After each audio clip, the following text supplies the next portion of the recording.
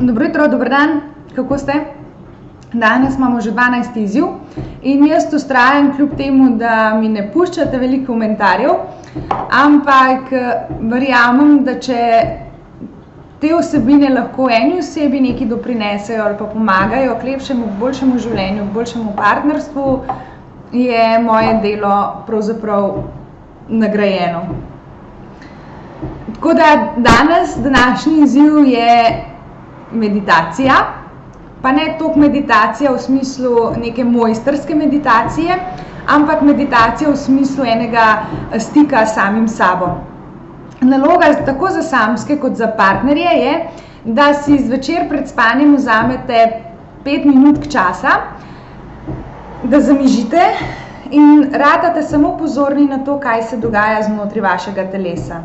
A vam nabija srček, a čutite strah, vas kaj zvija v želodcu, vas tišči v prsnem košu, čutite pritisk v glavi.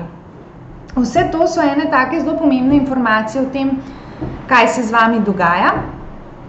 In velikokrat v tem času pridejo na plano ena občutja ali pa ene informacije, ki jih čez dan nismo uspeli sprocesirati, ker se nam čez dan dogaja cel kup enih stvari in smo ves čas v nekem gibanju, zvečer pa, ko se umirimo, pa včasih ene stvari, ki so se nam prej zdele nepomembne, dobijo čisto en drug vidik ali pa čisto en drug pomen, ker jih lahko dejansko z nekim časom, z neko prisotnostjo, z nekim zavedanjem pogledamo ali pa začutimo. In se mi zdi res škoda, da to ni bolj pogosta praksa oziroma da nas to ne učijo že od majhnega, ker je to res en tak dober trening za naše življenje.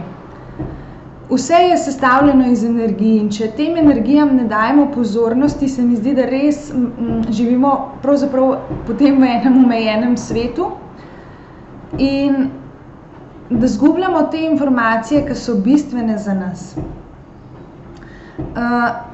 Hkrati, jaz vem, da ko sem delala to, ko sem bila samska, sem meditirala vsak dan zjutraj in zvečer in to je bil moj najlepši čas, zaradi tega, ker lahko vse stvari, ki se ti lepe zgodijo, še enkrat podoživiš.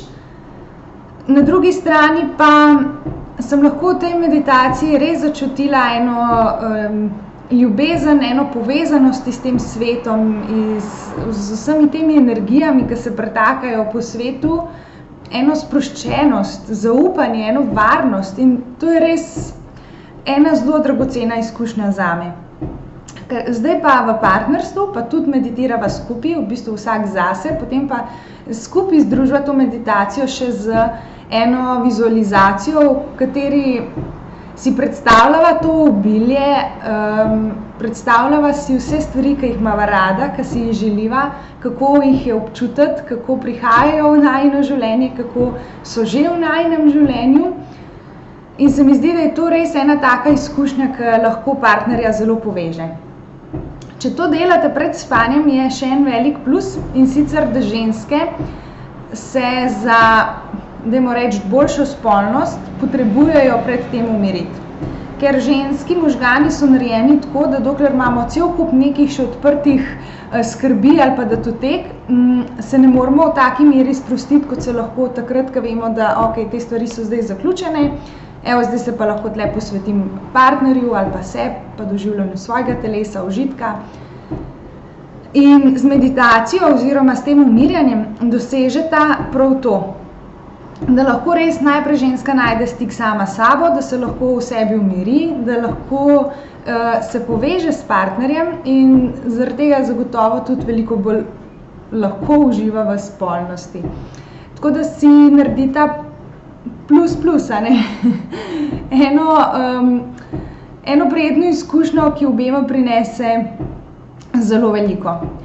Jaz vem, da sem imela sama kar precej borb od začetka, kako začeti z meditacijo in sem presrečna, da mi je to zdaj tudi uspelo in da lahko to redno delam.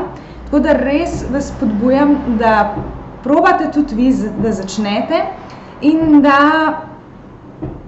to pravzaprav vadite, ker z vsakim treningom ali pa z potrpežljivostjo, z vztrajnostjo boste zagotovo tudi iz meditacije oziroma iz tega povezovanja s samim sabo dobili velike učinke.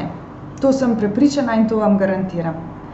Zdaj, ta meditacija ne rabi biti neka vodena meditacija, pravzaprav vam priporočam, da ni vodena meditacija, ampak da gre res za stik s sabo, za res tisto poglabljanje v svoje občutke, v svoje telo.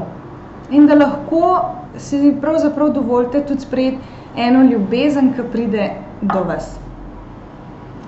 Ok, to je toliko za danes. Jaz bi si res želela, da mi date kakšne povratne informacije, kako vam gre, kako vam uspevajo te izzivi ali pa kako vam uspeva meditacija.